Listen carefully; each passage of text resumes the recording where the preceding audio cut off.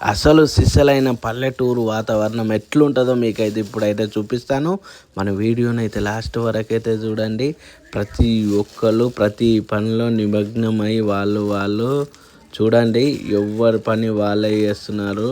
వీళ్ళందరూ ఒకే ఇంట్లో పెళ్ళి అయితే ఉన్న వాళ్ళందరూ అయితే వస్తారు. చూడండి, చిన్న పెద్ద అనే తేడా లేకుండా మన లీలగిరి కొమ్మలను ఎట్లా తీసుకుపోతున్నారో చూడండి. పైన గోడ పైన నిలబడి కూడా పందిరి పైన వేస్తున్నారు. ఎవరి సహాయం వాళ్ళు చేస్తూనే ఉన్నారు.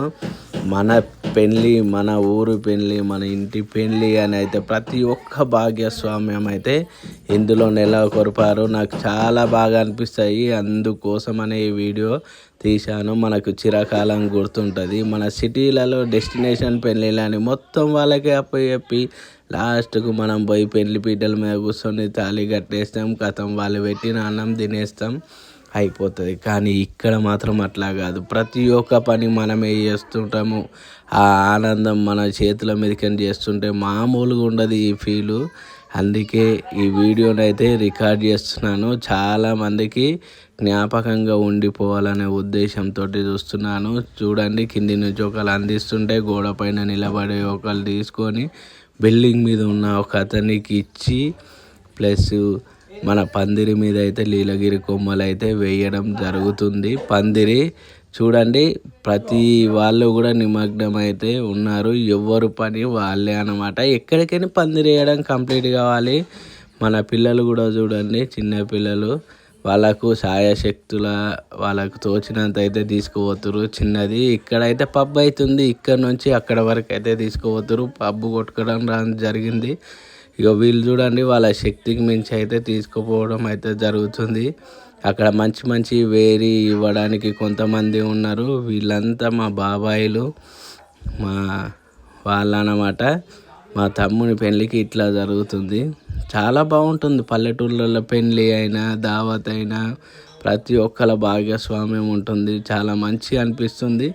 చూడండి, ఇగో కొమ్మలు అయితే నాకు చాలా సంతోషంగా అనిపించింది. అందుకే ఈ వీడియో రికార్డ్ చేస్తున్నాను. మనకు గుర్తింపు ఉంటుంది. మన యూట్యూబ్ ఛానల్లో పెడితే పెళ్ళి అనేది ఎట్లుంటుంది, పందిరేయడము, గుంజలు తీసుకురావడము, ప్రతి ఒక్కటైతే ఉంటుంది. కనిపించేది ఊరు అన్నమాట. చూడండి, న్యాచురల్గా హైలైట్గా ఉంటుంది. చెప్పలేము మాటల్లో, మీకు చూస్తే మీకే అర్థమవుతుంది అన్నమాట. చూడండి, ఇక పందిరి అయితే ఆల్మోస్ట్ అయితే రెడీ అయిపోయింది. మనకు బ్యాక్గ్రౌండ్లో అయితే కనిపిస్తుంది.